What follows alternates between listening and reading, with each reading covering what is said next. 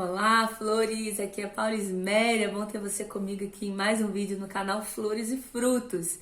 Se você ainda não é inscrito no canal, se inscreve para você sempre receber os vídeos que a gente vai postando durante a semana. Tem um sininho também para você poder ativar e isso ajuda você sempre ver as notificações. Quero dizer que eu sou muito grata por você estar aqui comigo. Eu tenho uma palavra de Deus para o seu coração. Tá lá em Filipenses, capítulo 1, verso 21, que diz assim: porque para mim o viver é Cristo e o morrer é ganho. Aqui quem está falando é o apóstolo Paulo, né? O grande apóstolo Paulo, escreveu tantas cartas do Novo Testamento, foi um homem tão relevante, né? Alguém que ninguém imaginava que poderia servir a Cristo, né? O vaso de barro que foi escolhido pelo Senhor. Um homem que tinha um grande status na sua época, um homem que foi perseguidor da igreja de Cristo, né? Pelo zelo que ele carregava, ele foi perseguidor até que ele próprio se encontrou com Cristo e Deus o chama para ser um servo, ser um prisioneiro dele, prisioneiro de Cristo, no sentido de servi-lo de forma inteira, em corpo, alma e espírito. E Paulo deixa aqui um ensino precioso em Filipenses. Gente, se você não leu a carta de Filipenses, leia. Vai falar muito sobre a gente se alegrar em meio às provações, sobre o evangelho continuar sendo pregado mesmo em meio à perseguição, sobre a unidade dos irmãos, sobre resistir aos ensinos falsos. A gente lê Filipenses e percebe que carta relevante para esse tempo que temos vivido. Então, que coragem você a ler. Eu tenho feito um estudo de Filipenses, estou pensando em compartilhar por aqui. Se você achar interessante, se você acompanharia uma série, né? Estudos da carta de Filipenses, deixa aqui no comentário. Sim, eu gostaria, eu acompanharia, porque eu estou pensando em fazer isso, né? Queria fazer uma experiência aqui pelo YouTube, compartilhando esses ensinos, tá?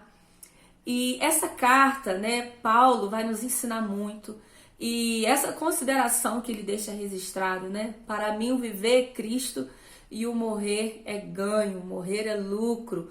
Ou seja, Paulo não está considerando a sua vida a coisa mais importante, a realização mais importante que ele deva se empenhar na sua história. Paulo também não está considerando uma gloriosa morte, uma morte de martírio, talvez. Né? De fato, né? Paulo foi morto por conta do evangelho. Assim foi a sua história. Paulo não, com essa frase que nos constrange, nos confronta, né? A fazermos o mesmo, a declararmos o mesmo, a vivermos da mesma forma. Paulo está dizendo aqui com isso, com essa frase, o viver é Cristo e o morrer é lucro. Eu aprendi a olhar essa frase de uma forma diferente depois de um comentário que eu achei sobre ela. A ênfase aqui não está na vida que Paulo poderia viver ou na morte que Paulo poderia morrer. A ênfase dessa frase está em que Cristo seja honrado. Olha só o comentário que eu encontrei quando eu estava estudando aqui esse capítulo. A paixão de Paulo não era a sua vida ou a sua morte. A sua vida e a sua morte eram secundárias ao seu desejo de ver Cristo honrado. Isso que eu quero deixar para você no vídeo de hoje. Qual é o seu desejo de ver Cristo honrado? Você vive de forma que Cristo seja honrado?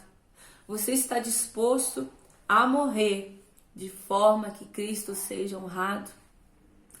Paulo está nos ensinando, além de viver uma vida que agrade a Deus, que ande na sua palavra, que faça suas escolhas considerando em primeiro lugar a vontade de Deus. Paulo está nos ensinando, além de termos a consciência de que morrer, de fato, não é, apesar da dor que a morte causa, morrer não é um fim. Morrer em Cristo é uma promoção, é ser promovido a ver a face de Cristo, como você está vivendo aqui agora. Paulo está nos ensinando que Cristo ser honrado, seja por meio da nossa vida ou por meio da nossa morte, é o alvo do cristão. O cristão vive para que Cristo seja honrado. É por isso que se ele chora com Cristo. Se ele ri, se ele brada de vitória, ele brada, ele ri com Cristo. Cristo é o centro da nossa vida. Eu faço uma pergunta para você. Cristo tem sido o centro da sua vida? Você tem considerado as suas emoções diante de Cristo? Você tem considerado as suas escolhas na sua família, na sua vida, nos seus relacionamentos, no seu trabalho, na sua vida ministerial? Você tem considerado Cristo primeiro em todas essas coisas? Se você tem vivido de forma que Cristo seja honrado, você receberá do Senhor, na vida eterna, a recompensa por isso. E você desfrutará nessa vida da alegria que é viver uma vida para Deus. Se você ainda não tem vivido assim, se você não tem considerado todas as outras coisas secundárias e colocado o desejo de Cristo ser honrado em primeiro na sua vida, eu quero deixar esse confronto para você. Porque não é um convite, é um confronto. Para a gente reavaliar a nossa vida, reconsiderar as nossas escolhas, reconsiderar os nossos planos, reconsiderar o nosso posicionamento, para que a gente possa viver de modo que isso seja uma verdade na nossa vida. Em nossa época, temos vivido um tempo em que declarações como essa ofendem muitas pessoas. Mas o Evangelho, ele ofende mesmo. O Evangelho, ele confronta. O Evangelho tira o holofote do eu e coloca o holofote em Cristo. Mas eu quero dizer a você que isso não é para a vanglória de Deus, porque Deus não precisa disso.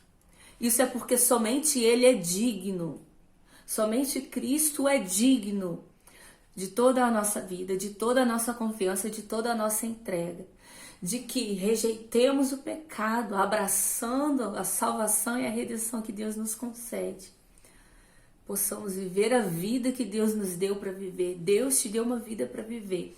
E para fechar essa reflexão, eu quero lembrar a você que você tem uma corrida que Deus te deu para correr.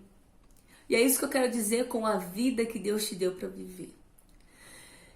Está escrito em Hebreus 12, a partir do verso 1, assim: portanto, uma vez que estamos rodeados de tão grande multidão de testemunhas, né? Tem muitas pessoas ao nosso redor. Livremo-nos de todo o peso que nos torna vagarosos e do pecado que nos atrapalha. Veja, se livre de todo o peso que dificulta a sua caminhada, te torna vagaroso. E se livre também do pecado que nos atrapalha. E corramos com perseverança a corrida que foi posta diante de nós. Deus deu uma corrida para você. Verso 2: mantenhamos o olhar firme em Jesus. Mantenhamos o olhar firme em quem? Em Jesus. Por quê? Ele é o líder e aperfeiçoador da nossa fé. Em outra tradução mais tradicional diz: mantemos os olhos fixos em Jesus, autor e consumador da nossa fé. Por causa da alegria que o esperava, por causa da alegria que esperava por Cristo, ele, Cristo, suportou a cruz. Ele suportou a cruz sem se importar com a vergonha. Sem se importar com a vergonha. Agora ele está sentado no lugar de honra à direita do trono de Deus. Cristo é um exemplo de quem olhou a alegria proposta e suportou a vergonha da cruz. É por isso que hoje eu e você podemos suportar qualquer situação. Suportar qualquer retaliação por conta do nosso posicionamento como fiéis e obedientes à palavra de Deus. Nós podemos suportar porque Cristo suportou. Nós podemos viver por Ele porque Ele fez muito por nós. Ele é digno. Ele é digno de que vivamos para Ele. Possamos estar com o nosso olhar fixo em Jesus. Não olhe a circunstância, não olhe aquilo que é passageiro, que é temporal. Coloque os teus olhos naquilo que é eterno. Naquilo que será eternamente seu para sempre. Cristo será eternamente seu para sempre. E nós seremos eternamente dele para sempre. Por isso corra, não corra de qualquer maneira, corra com perseverança. Se livre de todo fardo, de toda sobrecarga. Se livre do pecado que tão de perto nos rodeia. Se livre dele em Cristo Jesus, para que você possa correr com perseverança. E correr declarando: o viver é Cristo e o morrer é ganho. Ou seja, estou pronto para tudo, porque posso todas as coisas em Cristo que me fortalece. Eu quero encerrar esse vídeo dizendo: não viva para você mesma. Não viva só para os teus sonhos, só para os teus desejos. Cuidado com os teus desejos. Cuidado com os teus sonhos. Sim, Deus pode fazer infinitamente mais do que pedimos ou pensamos. Sim, Deus é Deus que nos surpreende. Sim, Deus é Deus que nos faz contar quantas maravilhas Ele faz por nós. Mas considere Cristo ser honrado como a principal realização da sua vida. Porque de fato assim você viverá para a glória de Deus. E é isso que nós fomos chamados para viver, para a glória de Deus. Olha, eu quero dizer para você, Ele ama ver você correndo. Ele ama ver você perseverando no caminho. Ele ama ver você correr. Ele ama ver você correr. Existe uma corrida que Deus propôs para você.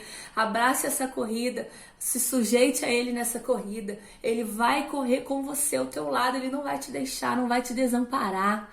Se você passar pelas águas, elas não vão te afogar. Se você passar pelo fogo, Ele não te queimará. Nem a chama arderá a ti, porque Ele é o Senhor que está contigo. E Ele vai estar contigo na linha de chegada. Viva de modo que Cristo seja honrado. Esse é o chamado para mim, para a sua vida hoje. Que Deus abençoe e faça essa palavra frutificar no seu coração. Viva por algo maior que você mesma. Porque Ele é digno de que nós vivamos inteiramente para Ele. Que Deus te abençoe. Que Deus faça resplandecer o rosto dele sobre você. Em nome de Jesus. Até o próximo vídeo.